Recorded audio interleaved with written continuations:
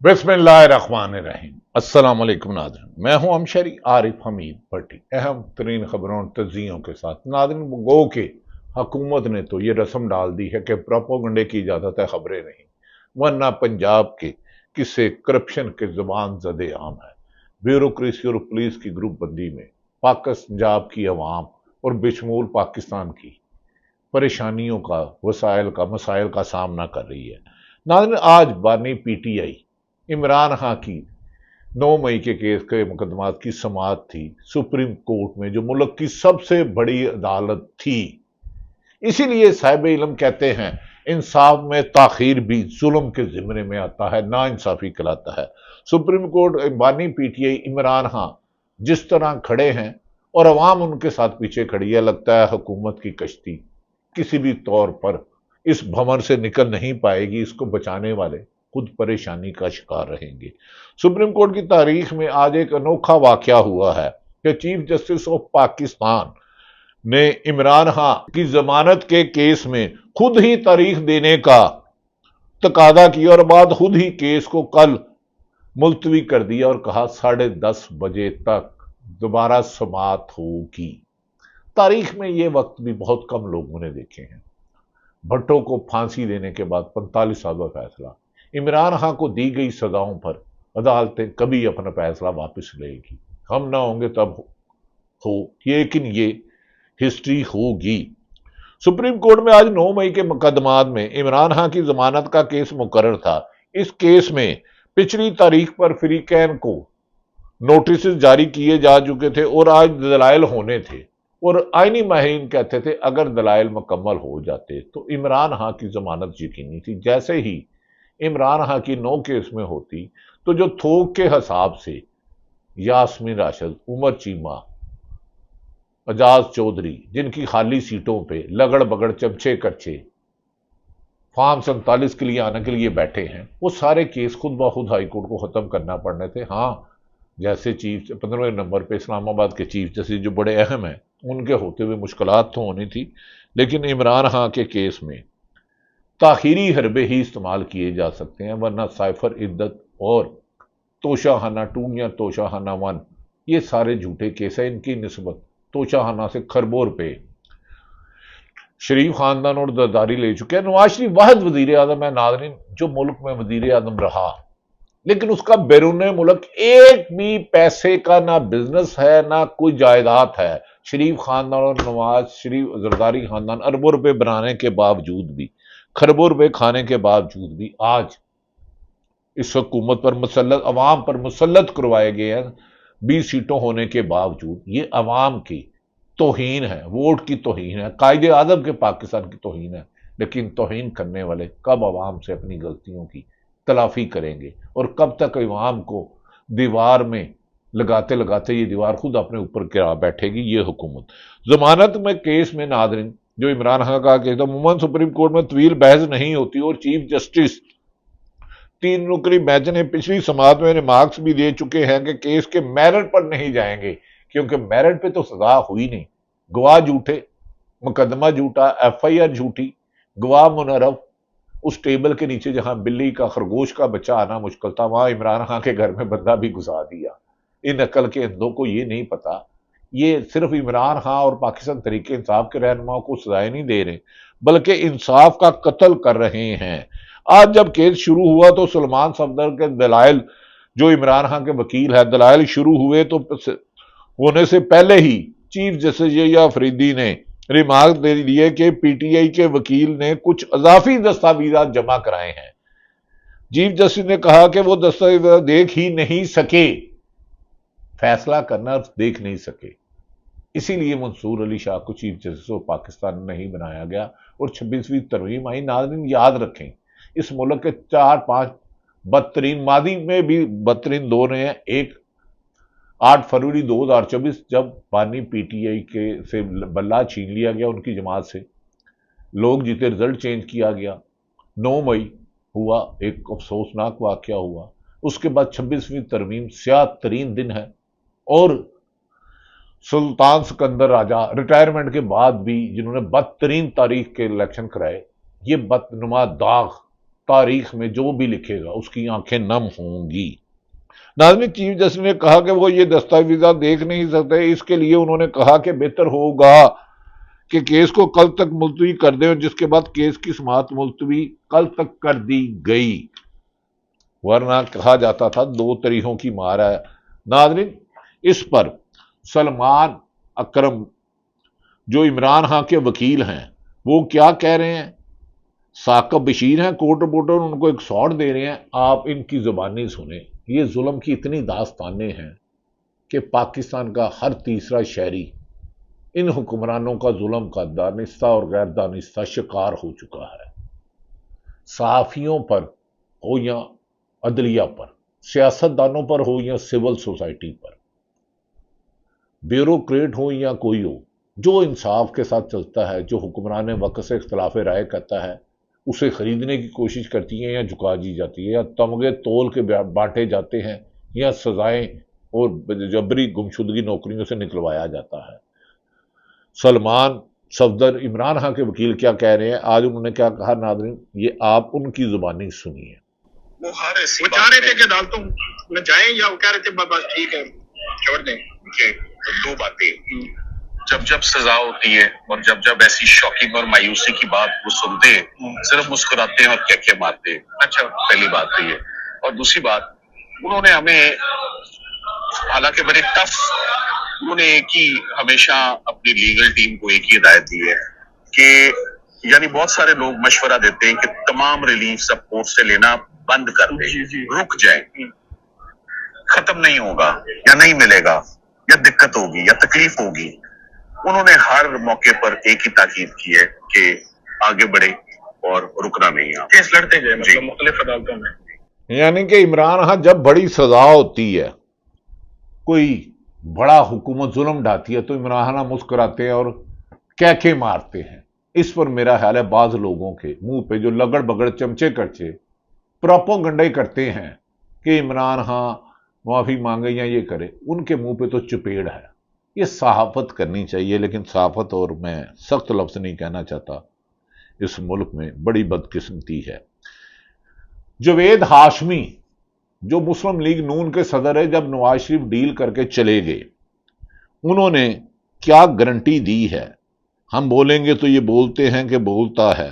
اب جاوید ہاشمی کی زبانی سنیں، جن کی زندگی سیاست میں بہت سے ماشاءاللہ دور میں، خود انہوں نے مشرف دور میں جیل کاٹی، مختلف ادوار میں پیپلز پارٹی کے ظلم و ستم برداشت کیے، لیکن ہر دفعہ عمران نواز شریف نے انہیں دغا دیا۔ جاوید ہاشمی کیا کہتے ہیں، سنیے۔ چوری کر کے بھی کسی نے ان کی جھولی میں ڈال دیا۔ 17 سیٹیں مسلم لیگ کی میری بس کی، میں مسلم لیگ کے اندر سب سے زیادہ قربانیاں دینے والا آدمی بیٹھا ہوں۔ میں اپنی بسکی کو تو چھوڑوں گا نہیں۔ میں تو یہ میں کہتا ہوں کہ مسلم لیگ پہ بھی چوروں نے کنٹرول کر لیا ہے، اور ملک پر بھی چوروں نے کنٹرول کر لیا ہے۔ سامنے آنکھوں کے دیکھتے ہیں کہ جو ان کو مینڈیٹ کس کے پاس ہے، وہ جیل میں بیٹھا ہے، اور جس کے پاس کچھ بھی نہیں ہے، شہباز شریف ہے، وہ وہاں پہ بیٹھے اقتدار کی کرسی پہ۔ یہ سزا نہیں، وہ کیسے بیٹھے ہوئے ہیں؟ یہ اقتدار اس طریقے سے 40 سال کے منصوبے بناتے پھرتے ہیں، یہ نظر بھی نہیں آئے گی، پتہ بھی نہیں لگے گا۔ اب یہ کہیں کہ عمران خان کو 10 سال بٹھائے رکھیں گے، وہ بھی آج میری بات یہ لکھ رہے کہ کبھی ان کو یہ لمبے عرصے کے لیے بٹھا ہی نہیں سکتے۔ وہ اس کے سامنے یہ معافی مانگیں گے کہ میں آپ کو گارنٹی کر رہا ہوں چند مہینوں کے اندر، چند دنوں کے اندر، کوئی مطلب یہ جا کے معافی مانگیں گے، اس کو معافی مانگ کے بعد لے آئیں گے۔ جاوید ہاشمی کہتے ہیں بانی پی ٹی عمران خان کو یہ 10 سال جو رکھنے کی کوشش کر رہے ہیں، وہ جھوٹ بولتے ہیں، وہ اس سے جا کے جیل میں معافی مانگیں گے۔ اس کی وجہ ناظرین بظاہر بادی نظر میں یہ تو جاوید ہاشمی کی ہے، عمران خان کی عوام میں مقبولیت ہے، اور اس قدر مقبولیت ہے کہ عوام اس کے نام پر کمپرومائز کرنے کے لیے تیار ہی نہیں ہے۔ ناظرین دوسری طرف جیل میں عمران خان کی باہر گفتگو کرتے ہوئے عمران خان کی ہمشیرہ علیمہ خان نے کہا کہ ان کے وارنٹ گرفتاری جاری کیے ہوئے ہیں لیکن وہ ضمانت نہیں کروائیں گی۔ بھائی اندر عمران خان 2 سال سے، بھابھی اندر، خود بھی گرفتار رہی، انہوں نے کہا وارنٹ ضمانت نہیں کرائیں گے۔ علیمہ خان نے کہا 9 مئی کے واقعات پر معافی کا دوبارہ تقاضا کیا جا رہا ہے، لیکن عمران خان واضح طور پر کہہ چکے ہیں کہ وہ کس بات کی معافی مانگے؟ Question mark. علیمہ خان اور وکلا کو عمران خان سے ملاقات سے روکنے کے لیے آج توشہ خانہ کی جیل میں سماعت بھی ملتوی کر دی گئی۔ کتنے بد نصیب ہیں جو حقیقت سے ڈرتے ہیں۔ جیو ٹی وی پر پروگرام کرتے ہیں شاہ زیب، بڑے تحقیق کر کے پروگرام کرتے ہیں۔ وہ کیا فرماتے ہیں ناظرین، میں ان کی گفتگو بھی آپ کو سنا دیتا ہوں اور پھر ویلا ختم کرتے ہیں، ورنہ موجودہ حکمران خاندان، ایک شریف خاندان، سخت پریشان ہے۔ بیٹی پاکستان کے جہاز پر بہت بڑا پیسوں کے ساتھ وزٹ کرنے جا رہی ہے، اور پنجاب میں سیلاب اور بارشوں ہیں، کے پی میں بارشیں ہیں، مال مفت دلے بے رحم۔ اب شہباز شاہ زیب خان زادہ جیو کے جو 10 بجے پرائم ٹائم پروگرام کرتے ہیں، وہ کیا کہہ رہے ہیں ناظرین یہ بھی سنیں۔ 1947 میں قائد اعظم محمد علی جناح تھے، جب فوج کے ایک جونیئر افسر نے اپنے تحفظات کا اظہار کیا کہ فوج کے اعلیٰ عہدوں پر غیر ملکی تعینات ہیں، ان غیر ملکی افسران کے بجائے ہمیں موقع دیا جائے اور مقامی افسران کو اعلیٰ عہدوں پر فائز کیا جائے، تو اس پر قائد اعظم نے غصے میں جواب دیا کہ مت بھولیں فوج عوام کی ملازم ہے، ملکی پالیسی آپ نہیں ہم سویلینز بناتے ہیں، ہم چیزیں طے کرتے ہیں اور آپ کا کام ان پر عمل درآمد کرنا ہے۔ پاکستانی فوج عوام کی فوج ہے، فوج اتنا ایگزیکٹو کا حصہ نہیں جتنا عوام کا حصہ ہے۔ پاکستانی فوج بیرونی خطروں کا واحد دفاع ہے، اسے سیاسی کیوں بنائیں، پالیسی سویلینز بنائیں گے، فوج عمل کرے گی۔ آج سے 76 سال پہلے قائد اعظم نے وعدے کر دیا تھا، مگر پھر کیا ہوا؟ قائد اعظم کی ان باتوں پر کسی نے عمل نہیں کیا۔ ملک میں 4 مارشل لاء آئے، جمہوری حکومتوں کے تختے الٹے گئے، اور مارشل لاء کے ذریعے اس ملک میں جمہوری حکمرانوں سے زیادہ آمروں نے حکمرانی کی، اور 76 سال سے ملک میں سول اور عسکری قیادت میں تعلقات ابھی تک معمول پر نہیں آ سکے ہیں، اور آج بھی جمہوریت اور جمہوری حکومتوں کی بے بسی کی بات ہوتی ہے۔ آج 76 سال بعد ایک بار پھر سے قائد اعظم کی باتوں کو صرف یاد کرنے کی ضرورت نہیں ہے، بلکہ اس پر عمل کرنے کی بھی ضرورت ہے۔ شاہ زیب کہہ رہے ہیں کہ قائد اعظم نے کہا ہے فوج ہماری ہے، اور وہ واحد دفاعی ان کا کام ہے، پالیسیاں سیاہ بنانا سیاست دانوں کا، یہ قائد اعظم نے کہا۔ ناظرین اس کے بعد کیا آپ کو کوئی ابہام رہتا ہے؟ اس کے بعد کیا آپ کو کوئی چیز رہتی ہے؟ ناظرین یہ بڑی واضح صورتحال ہوتی جا رہی ہے۔ ہر ادارے پولیس بنایا گیا، اس کا ایک مقصد ہوتا ہے۔ F I A, NAB, F B R, جتنے سب نے آئین اور کے دائرہ اختیار میں رہ کر کام کرنا ہوتا ہے، تب ہی ملک ترقی کی طرف چلتا ہے۔ محمود خان اچکزئی نے ناظرین اس موقع پر کیا کہا یہ بھی سن لیجئے۔ کیا بولا الیکشن جیتا کس نے اسے افسر سے اس کے بچوں کو ملاقات کی اجازت نہیں ملی، رہنے کو نہیں ملتا، پارلیمنٹ کے ممبر 6 گھنٹے شرابوں اس میں بیٹھے رہتے ہیں، ملاقات نہیں ہوتی، اور اسپیکر جب اپوزیشن لیڈر اپنے کھیل کی بات کرتا ہے، اسپیکر کہتا ہے یہ گانا کر دوں بجٹ کے میں وہی کہتا ہمارے دوست ہیں، بجٹ کے دوران پنجاب اسمبلی میں میرے بیٹے انہوں نے کوشش کی، انہوں نے ہمت کی، لیکن یہاں تک موشن کی عدالت ہے اور کہتی ہے ان حالات۔ ناظرین تاریخ میں یاد رکھ لیں، پہلی دفعہ ہوا ہے اپوزیشن لیڈر پاکستان تحریک انصاف کے، اسمبلی کے، سینٹ کے، پنجاب اسمبلی کے احمد خان بچڑ، عمر ایوب اور شبلی فراز کو عدالتوں نے 9 مئی کے کیس پر، جن کے گواہ کمزور، پر نااہل کر دیا ہے، 10 سال سزائیں دے دی ہیں۔ یہ ستم بھی ستمگر جب کوئی لکھے گا تو ستمگروں کو بہت زیادہ ایکسپوز کرے گا، ان کے گنوانے چہرے سامنے آنے ہی آنے ہیں۔